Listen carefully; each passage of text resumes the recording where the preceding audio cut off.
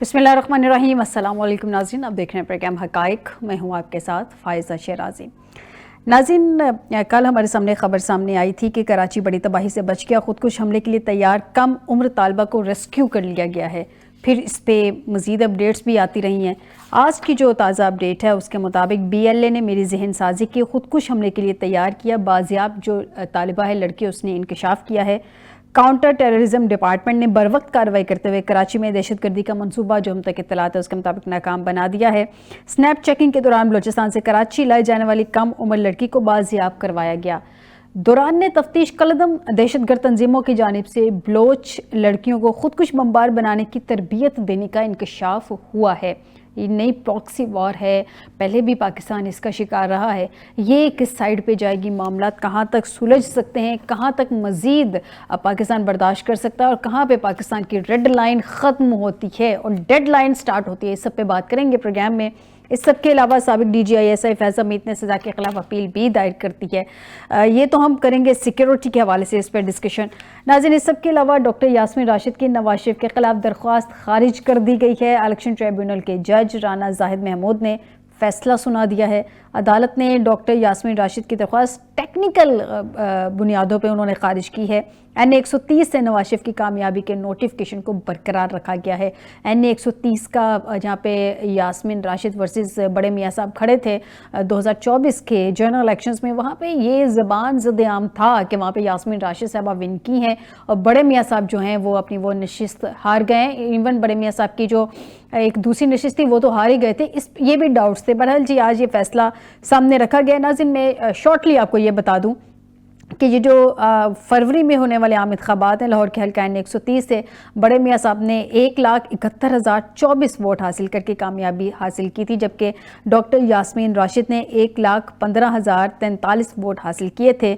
बाद में खैर डॉक्टर यास्मीन राशिद ने इंतखाबी नताइज को चैलेंज किया और जिसे आज इलेक्शन ट्रिब्यूनल ने मुस्तरद कर दिया है। मुज़ाकरात की भी बाज़ गश्त है, वो भी गूंज सुनाई दे रही है। क्या मामलात होंगे, डोमेस्टिक पेस पे भी डिस्कशन रहेगी। प्रोग्राम के पहले हिस्से में हमें ज्वाइन किया है सेनेटर कामरान मुर्तज़ा साहब हैं, सीनियर रहनुमा JUIFA। बहुत शुक्रिया सेनेटर साहब आपका हमें ज्वाइन करने के लिए। ब्रिगेडियर रिटायर्ड हारिस नवाज साहब हैं, डिफेंस एनालिस्ट हैं। बहुत शुक्रिया ब्रिगेडियर साहब आपका भी हमें ज्वाइन करने के लिए। सबसे पहले सिक्योरिटी के हवाले से डिस्कस करते हैं, लेकिन कामरान साहब से मैं जान लूँ। कामरान साहब, सबसे पहले मुझे ज़रा ये बता दीजिए, आपका इस वक्त JUI का स्टांस क्या है? मतलब आप लोग मुज़ाकरात में भी नहीं थे, ये जो एक कौमी कॉन्फ्रेंस कहा जा रहा था उसमें भी आप लोग नहीं थे। बाद में मैंने सुना कुछ JUI के लोगों को, उन्होंने कहा कि चूँकि मौलाना साहब का कुछ स्केजुअल इस तरह का था कि वो उसको ज्वाइन नहीं कर सके। स्केजुअल का इशू था या बाकायदा जिस तरह से इन्विटेशन देना चाहिए था उस तरह से इन्विटेशन नहीं दिया गया, तो मौलाना साहब की कुछ नाराज़गी थी? क्या एग्जैक्टली अभी स्टेटस क्या है? साथ चल रहे हैं आप लोग उस तहरीक के, नहीं चल रहे? क्या है JUI का स्टेटस? नाराजगी की कोई बात नहीं। ऐसा है कि आपने कौमी कॉन्फ्रेंस रखनी है या कौमी कॉन्फ्रेंस करनी है, ठीक है, तो कौमी कॉन्फ्रेंस की मेरा ख्याल है कि डेट भी जो है उस पर सलाह मशवरा होना चाहिए कि कौम में जो है वो सिर्फ आप नहीं आते हैं, बाकी सारे भी आते हैं और एजेंडा जो है वो दूसरों की सलाह मशवरे के साथ तरतीब लेना होता है। आपने डेट भी अपनी मर्जी से रख ली और एजेंडा भी अपनी मर्जी से बना लिया जी। मौलाना इस तारीख को कमिटमेंट मौलाना की इत्तेहाद उम्मत वाले, उसमें आपने देखा होगा कि उसमें मौलाना साहब कराची में थे, मीडिया पे ये बात आपने देखी होगी जी। तो हमने गिला शिकवा तो नहीं किया, शायद शरीक भी हो जाते कोई हमारा दूसरी लेयर जो थी इसमें लीडरशिप की या तीसरी लेयर शरीक हो जाती। हैदरी साहब भी इधर मौजूद नहीं थे, खुद भी मौजूद नहीं थे और वो काफ़ी सारे जो है ना लोग बाहर थे और इन्होंने डेट भी खुद फिक्स कर ली हुई थी और डेट के साथ साथ एजेंडा भी खुद जो है तय कर लिया था। अब एजेंडा जब आपका कौमी कॉन्फ्रेंस है और उसमें एजेंडे में ऐसी चीज़ें भी डालने, पीपल्स पार्टी को भी बुलाया है, JUI को भी बुलवाया और उसमें कहेंगे जी 26 अमेंडमेंट में भी हम बात करेंगे, 27 अमेंडमेंट में भी बात करेंगे, तो फिर ये ऐसे इख्तलाफी मुद्दे जिनके ऊपर हम आपस में हमारे नज़रियात मुख्तलिफ हैं। 27 अमेंडमेंट में हमने उसके खिलाफ वोट दिया, आप में से किसी ने भी उसके खिलाफ वोट नहीं दिया। 26 अमेंडमेंट में हमने उसको वोट किया है, वो 56 क्लासेस थे, हम उस 26 क्लासेस को हम 21-22 क्लासेस पे लेके आए जिसमें 5 हमारे अपने हैं, बाकी वो 15-16 क्लास रह गए, तो और उसको भी जो ना हमने डाइल्यूट करवाया। अब उसके ऊपर बैठ के क्या हमारी मौजूदगी में आपने उस पर तनकीद करनी थी जिसमें आप खुद भी शरीक थे, या उसमें किस तरह से होना था, या पीपल्स पार्टी की मौजूदगी में 27th अमेंडमेंट भी आपने तनकीद करनी थी। उन्होंने इसके हक में वोट दिया था, आपने खुद वोट नहीं दिया था, JUI ने उसके खिलाफ वोट दिया था, तो फिर बात बन नहीं पा रही थी कि उसमें किसी भी दर्जे की क़यादत जो है उसमें शिरकत करती भी, और फिर उसमें जो असल क़यादत है मौलाना साहब की या हैदरी साहब की, वो कराची में बिजी थी, मुमकिन नहीं था उसमें हमारा आना। तो ये सारी बातें जो है ना जहन में थी, इसलिए उसमें नहीं आए। फिर सेनेटर साहब, अभी तो सारा एजेंडा जो है वो सामने आ गया है उनका, सारा कि वो किस तरह से लेके चल रहे हैं कॉन्फ्रेंस को, उसके बाद का एलामिया भी सामने आ गया। अब आपका क्या प्लान है JUIFA का? क्या आप लोग चल रहे हैं ये इस कॉन्फ्रेंस के बाद जो एलामिया आया है उस एलामिया के साथ, तहरीक तहफ़्फ़ुज़ आईन पाकिस्तान के साथ, या अभी आप लोग समझ रहे हैं कि उनका माइंड अलहदा है, आप लोगों का माइंड अलहदा है, आप लोग साथ नहीं चल सकते? उस एलामिया के बाद का स्टांस क्या है आपका? हाँ, एलामिया भी आ गया, और देखिए इमरान खान साहब के साथ ये कहा जा सकता है कि ये ज्यादती हो रही है। इमरान खान के साथ और बाकी जो उनकी पार्टी की लीडरशिप है उसके साथ ये कहा जा सकता है कि ज्यादती हो रही है, मगर यही ज्यादती तो इनके दौर में भी जो उनके साथ भी होती रही है। इसी तरह की 19-20 के फ़र्क के साथ, 15-20 के फ़र्क के साथ चले कह लें, तो इसी तरह का ये मसाइल जो है ये उस पार्टी के मसाइल हैं, ये कौमी मसाइल नहीं है। कौमी मसला ये हो सकता है दस्तूर का, निज़ाम का मसला हो सकता है, फेयर इलेक्शन का मसला हो सकता है, नए इलेक्शन कमीशन का मसला हो सकता है। ये सारे मसाइल जो है ना ये कौमी मसाइल हो सकते हैं, मगर अगर आप उसमें जो है ना वो डिस्प्यूटेड चीज़ें भी रख लेंगे कि जी 26वीं अमेंडमेंट पर भी बात करते हैं, यानी एक आदमी आके उसके हक में बात करेगा, एक आके उसके खिलाफ बात करेगा, तो ये तो एक तरह से दस्तो गिरबान होने वाली बात है। तो इसलिए वो काम हो सकता है जिसके ऊपर जो है वो मुमकिन हो। आप पहले जो है उसको कौमी एजेंडा बनाएं, कौमी एजेंडा उस तरह से बनाएं जिस पे पार्टियां जो है ना जो कुछ उनके अपने व्यूज़ हैं उसके अंदर समोने की कोशिश करें, उसके ऊपर तारीख जो है उन सब की मर्जी के मुताबिक हो, फिर अगर वो कौमी एजेंडा होगा उसके ऊपर यकीनन बात हो सकती है। सेनेटर साहब, एतराज़ तो आप लोगों की पार्टी को भी था ना? आप लोगों ने, मौलाना साहब की मुझे याद है वो कह रहे थे कि अदालतों को 27वीं तरमीम के बाद अपने पंजे में रखना चाहती है मौजूदा हुकूमत, इससे दस्तूर में कोई बेहतरी नहीं आएगी। सदर साहब के इस्तिस्ना के हवाले से भी उन्होंने एतराज़ उठाया था। फिर ये भी बातें की जा रही थी कि एहतजाजी तहरीक और सेमिनार्स मुनक्कद करने जा रही है JUIFA, ये पिछले दिनों की बात है। अब आप लोग 27वीं तरमीम को एक्सेप्ट करके आगे चल रहे हैं, 28वीं की भी बाज़गश चल रही है। ये भी सुनने को आ रहा है कि हो सकता है बजट से पहले किसी ना किसी तरीके से 28वीं तरमीम भी आ जाए। अब इस सब में ये जो बातें की जा रही हैं 28वीं तरमीम की, 27वीं पे आपको एतराज़ है, 26वीं पे आपने वोट दिया था, अब आप लोग चल रहे हैं 27वीं के साथ या मजीद कोई लाएअमल तैयार कर रहे हैं टफ टाइम देने के लिए गवर्नमेंट को?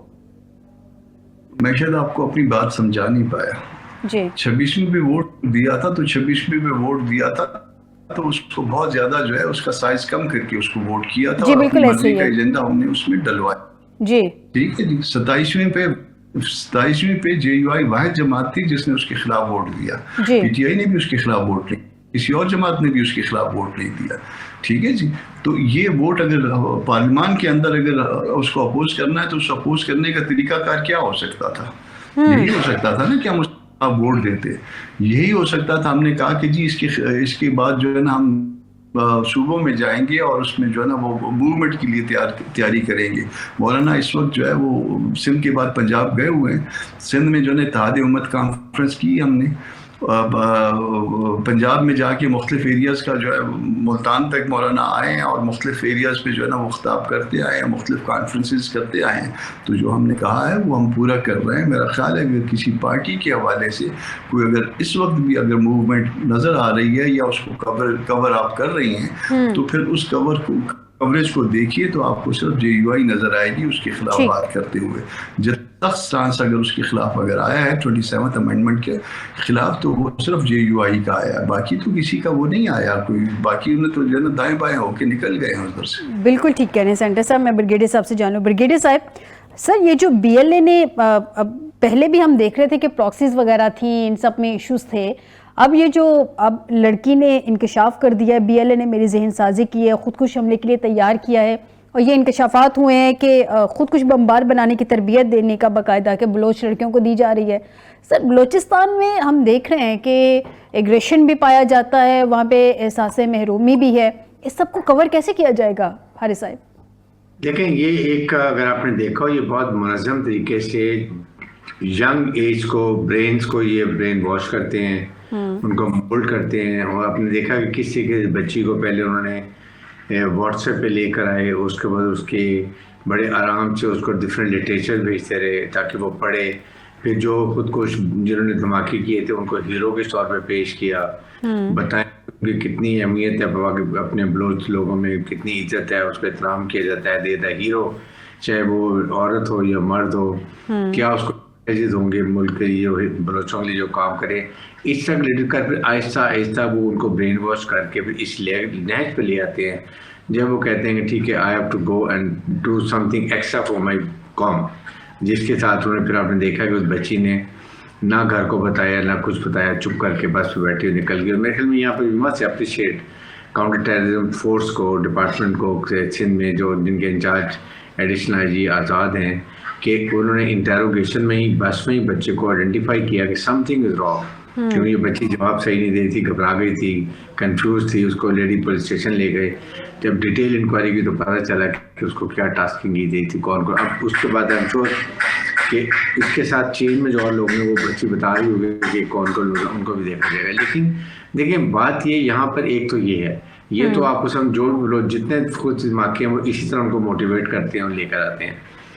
बट ये पेरेंट्स की बहुत बड़ी जिम्मेदारी है, हर चीज़ में स्टेट रिस्पॉन्सिबल नहीं हो सकती। ठीक है, ज़ाहिर है स्टेट अपना काम कर रही है, रियासत आपके सामने सिक्योरिटी फोर्सेस लड़ रही हैं, इनके खिलाफ शहादतें दे रही हैं, कुर्बानियाँ दे रही हैं। अभी कल भी मेजर अदील हमारे इतने अच्छे ऑफिसर वो शहीद हुए हैं।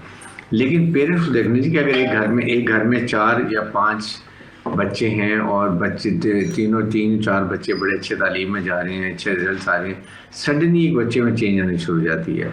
और वो चेंज ये है कि वो पढ़ा, उसका रिजल्ट अच्छा नहीं आ रहा, सब पढ़ाई में इंटरेस्ट नहीं हो रहा, वो अपने बहन भाई से खेल नहीं रहा, बच्चों माँ बाप के साथ भी नहीं बात कर रहा, अलग बैठना शुरू हो गया है, और वो फिर नेट पे देखता रहता है। That is the time parents को टेंटिकल खड़े होने चाहिए कि जी but something wrong with the child. आप उसके मोबाइल को चेक करें, आप इंटरनेट पे देखें वो क्या चीज़ देख रहे हैं, तो आपको अंदाज़ा हो जाएगा। दैन काउंसलिंग करें और उसको मेन स्ट्रीम में लें। तो या इसके बाद इस्ताद की जिम्मेदारी है, सब every level everybody has to do a work. और साथ ही साथ जब ये ऐसे बच्चे आके टीवी पे बताते हैं कि जी हमें मुरगला किया गया, और ऑनेस्टली ये बच्चों को ले जाके जब पहाड़ों पर चटील मैदानों पे कोयटा के ले जाते हैं, वहाँ जाके जब वो सब्ज़ बाग दिखाया तो वहाँ बेचारों की बुरा हाल में रहते हैं, ना खाना ना पीना, उनकी वीडियो बना लेते हैं, उनको ब्लैकमेल करते हैं, फिर उनसे ऐसे काम कराए जाते हैं। तो ये दिस इज़ वेरी डिस्टर्बिंग। और ये जब मेन स्ट्रीम में आके बताते हैं तो इससे पेरेंट्स के लिए और पोटेंशियल जो बच्चे सुसाइड बॉम्बर्स बनने की तैयारी कर रहे होते हैं उनके लिए बहुत बड़ा सबक होता है। फिर इनको लुक आफ्टर ज़्यादा करना चाहिए, इनके पेरेंट्स को, इन बच्चों को जो वापस आते हैं, ताकि ये सबक हो बाकियों के लिए कि देखो आपने अगर ये छोड़ दिया तो ये ऐसी प्रॉब्लम आपका ख्याल किया जाएगा। प्लस सोशो इकोनॉमिकल पैकेज ये बहुत ज़रूरी है। देखें, बेरोज़गारी is the main factor for falling into the hand of ये हॉस्टाइल इंटेलिजेंसी में। रॉ के जब एक बच्चे ने ग्रेजुएशन की हुई है, उसकी जॉब नहीं है, उसके माँ बाप बूढ़े हैं, बहन की शादी करनी है, भाई की तालीम है, नहीं ये जॉब ले, एक हॉस्टाइल एजेंसी आती है, वो कहती है ये लो भाई तुम 50,000 लो, ये 2 धमाके कर दो जाके, वो कर देगा। He is helpless. ठीक है, इसके बरस का अगर उस बच्चे को जॉब मिल जाती है, माँ बाप उसकी शादी करते हैं, उसके बच्चे हो जाते हैं, वो मेन स्ट्रीम में आ जाता है। ये प्रॉब्लम है हमारी। ये इसके लिए federal government has to come to Quetta, उनके लोग आएँ, आके जो यहाँ के बलोच नेशनल पार्टीज़ हैं उनसे मुज़ाकरात करें, उनके तहफ़्फ़ुज़ात सुने, उसके बाद बलोच सरदारों से मिल के इसको फाइंड अ सोल्यूशन। तो जो आपके ऑपरेशन काइनेटिक बिल्कुल चलते रहने चाहिए, कोई कमी नहीं होगी। जो हथियार उठाएगा उसके खिलाफ अपनी रियासत ने एक्शन करना है, लेकिन उसके साथ अगर ये चीज़ें करेंगे तो आहिस्ता आहिस्ता आहिस्ता चीज़ें मसाइल हल हो सकते हैं, डूएबल है। हो सकता है। The only thing is brigadier साहब, जो आप डूएबल चीज़ों की बात करें, मैं चाह रही थी एक पॉइंट ऐड कर लूँ। डूएबल चीज़ों में क्या ये पॉसिबिलिटी है कि वहाँ के जो लोग हैं, वहाँ बलूचिस्तान के हालात को, मारूजी हालात को देखते हुए हमेशा वहाँ पे गवर्नमेंट लाई जाती है, वहाँ के बेशक वोट का हक है, लेकिन वहाँ पे गवर्नमेंट उस तरह से आवाम के वोटों से आती नहीं है, ये हम सबको फैक्ट का पता है। अगर वहाँ के लोगों की नुमाइंदा हुकूमत हो, वो वहाँ के लोगों का भी माइंड सेट जानती हो, वो यहाँ पे विफाक के साथ भी चलती हो, तो डूएबल चीज़ों में क्या ये एक बेहतरीन ऑप्शन नहीं होगा? हो सकता है इससे भी हालात कुछ बेहतर हो जाए। ये बहुत इंपॉर्टेंट है, आपका बहुत अच्छा पॉइंट है। मैं ये कहने वाला था, देखें प्रॉब्लम ये है कि वहाँ पर अब डॉक्टर मालिक जैसे जो मॉडरेट बलूच लीडर्स हैं, और अगर वो वहाँ के लोकल अपने काउंसिल में इलेक्शन हार जाती है, बाहर से कोई लोग आके जीत जाते हैं, दैट्स वेरी अनफेयर। आपको इनको जिम्मेदारी दें, इन बलूच लीडर्स को, जो नेशनल लीडर्स हैं, उनको आप MPs की दें, पोजीशन में लाएं, MNA लेकर आए। वे उनको जिम्मेदारी देंगे तो खुद ब खुद वो ठीक होंगे, और उनको देखे बाकी लोग भी डाउन आएंगे। उनको आप मिनिस्ट्री दें, नहीं दे नो हार्म, उनको खुद ब खुद ठीक हो जाएंगे। एंड देन मॉनिटर करें उनको कि are they doing a wrong thing और they still doing looking after their own interest of BLA BNF और ये मस्जिद ब्रिगेड्स को। तो ये चीज़ें कर सकते हैं। द ओनली थिंग इज 15-20 अरब रुपया बलूचिस्तान के लिए अगर आप इन्वेस्ट कर दें, let me assure you things can be resolved. It is federal government and provincial government has to sit down, but not in Islamabad, in Quetta. You have to sit over there, find a solution. आप देखें जिसकी बेरोजगारी है, अगर किसी की ज़मीन है उसके पास पानी नहीं है, उसको ट्यूबवेल लगा के दें, वे ये सोलर का, और साथ उसको कम्युनिटी ट्यूबवेल लगा दें, और लोगों की ज़मीन भी आबाद हो जाएगी। वो मेन उसका रोज़गार चल पड़ेगा। अगर ज़मीन नहीं है तो उसको कोई मवेशी दे दें जो गरीब आदमी है, 10, 15, 20, उससे रोजगार हो जाएगा। You have to find the ingenuity, use your ingenuity and find a solution. That's what is the answer. ज़रा KP के हवाले से अगर ब्रिगेडियर साहब बात करें, कोई 3-4 ब्रीफिंग्स हो चुकी हैं आर्मी की भी KP के मामले के ऊपर, टेररिज्म के स्पेशली मामले के ऊपर। बहुत ज़्यादा लगता है कि फ़र्क रवैयों का है, सोच का है। जो PTI की गवर्नमेंट है, जो पिंड इस्लामाबाद की सोच है, यहाँ पे जो डेटा स्टैटिस्टिक्स से बताया जा रहा है या जो बताया गया है कि हालात कितने बिगड़ चुके हैं वहाँ पर, किस तरह से वहाँ की पॉलिटिकल गवर्नमेंट जो है और वहाँ पे डिस्ट्रिक्ट एडमिनिस्ट्रेशन वगैरह नाकाम होने लगे हैं। बलूचिस्तान के हवाले से हमें बताया गया कि वहाँ की गवर्नमेंट जो है बहुत ज़्यादा कोऑपरेट कर रही है, KP की गवर्नमेंट उस तरह से कोऑपरेट नहीं कर रही। KP के मामला को किस तरह से सेटल किया जाएगा? देखिए, ये एक बहुत शोर पॉइंट है। बार बार chief of army staff, field marshal Asim ने, जो चीफ ऑफ डिफेंस फोर्सेज भी हैं, DGI पे ने बात की है, इलीगल स्पेक्ट्रम। ये KP की गवर्नमेंट को समझना चाहिए। आपके एरिया में सबसे ज़्यादा धमाके होते हैं। माशाल्लाह कामरान मुर्तज़ा साहब, मैं बहुत honestly I have a lot of respect for him. He is a very moderate type of person and he speaks always with logic. और वो आप खुद बताएंगे कि वहाँ पे देखिए ज़्यादा नुकसान हमारे ये पश्तून बहन को हुआ है और बहुत तकलीफ दी है ये। इसलिए KP की गवर्नमेंट की रिस्पॉन्सिबिलिटी, आपको आवाम ने वहाँ अपनी हुकूमत दी है, तो आप वहाँ के लोगों से बात करें। वहाँ पर इलीगल हुंडी का पैसा भी आ रहा है, स्मगलिंग का पैसा आ रहा है, नारकोटिक्स का पैसा आ रहा है, स्मगल गाड़ियाँ 4 लाख वहाँ पर चल रही हैं। ये सारा ट्रांसपोर्ट उनके लिए इस्तेमाल होती है स्मगलिंग में। ये चीज़ों को उनके पॉलिटिकल कुछ लोग हैं प्लस बिजनेसमैन, ये इसको चला रहे हैं, ये इस्तेमाल कर रहे हैं। सो ये government has to do it, और गवर्नमेंट कैन डू इट। अगर ये करें तो यकीन करें, ये 1 साल के अंदर ये टेररिज्म खत्म हो जाए। Financial terrorism is a worst kind of terrorism, जिससे इनकी फैमिलीज को, इनको और गोला बारूद, वेपन, एमुनिशन, सुसाइड, एक्सप्लोजिव सब चीज़ें ली जाती हैं। ये बंद हो जाएगा तो ऑटोमेटिकली 50% टेररिज्म खत्म हो जाएगा। उसके बाद प्रॉब्लम ये होती है कि हमारे सिक्योरिटी फोर्सेज जाते हैं, एक एरिया को क्लियर करते हैं, then district administration has to take over. वहाँ जाए पुलिस, चाहे वहाँ पे जाके वो टेक ओवर करें, so that nobody, they can't come again and वहाँ पे दोबारा आ जाए। वो भी नहीं, फिर दोबारा आ जाते हैं। और अभी लोकल वहाँ के काफ़ी सपोर्ट कर रहे हैं, बट आई थिंक अगर कभी गवर्नमेंट होल हार्टेड करे, और फेडरल गवर्नमेंट की रिस्पॉन्सिबिलिटी भी है, फेडरल गवर्नमेंट के लोग, या I would say even prime minister should go to KP के, मीट KP के CM से, बैठ के उनको पहले कन्विंस करें, उसके बाद आप अपना लाहेमल बनाएं और ऑपरेशन करें whole hearted. I am sure the result is going to be very positive. Agreed. Brigadier साहब, एक आखिरी सवाल सर, हालात बहुत ज़्यादा सेंसिटिव हैं बलूचिस्तान को लेके भी, KP को लेके भी। अगर खुदा न खास्ता ये हालात ऐसे ही चलते रहते हैं और ये फैसला करना पड़ सकता है कि सियासत चलेगी या फिर नेशनल सिक्योरिटी को प्रायोरिटी पे रखा जाएगा, तो आपके ख्याल में क्या फैसला होगा? I think the national security remains above all, because आपकी जान और माल की हिफाजत is the responsibility of the arm forces of Pakistan. Territorial boundaries, geographical boundaries की जिम्मेदारी भी मुसल्लह अफवाज की है। जी। इसलिए आई फील कि ये जितनी जल्दी के भी गवर्नमेंट रियलाइज कर ले उतना बेहतर है। Otherwise some other steps are needed ताकि होल हार्टेड तरीके से ये काइनेटिक ऑपरेशन हो with the support of provincial government, तो इसमें कामयाबी काफ़ी हो सकती है। बहुत शुक्रिया ब्रिगेडियर रिटायर्ड हारिस नवाज साहब आपका, सेनेटर कामरान मुर्तज़ा साहब आपका मुझे प्रोग्राम में ज्वाइन करने के लिए। नाज़रीन, प्रोग्राम के इस हिस्से में हमने नेशनल सिक्योरिटी के हवाले से बात की है और JUI की पॉलिसी के हवाले से बात की। डोमेस्टिक पे आते हैं कि तहरीक तहफ़्फ़ुज़ आईन पाकिस्तान मुज़ाकरात और स्पेशली आज जो पंजाब असम्बली के बाहर हुआ, इस सब की मज़ीद क्या कॉन्सिक्वेंसेस भुगतने पड़ सकते हैं सियासत को, लेकिन इस ब्रेक के बाद।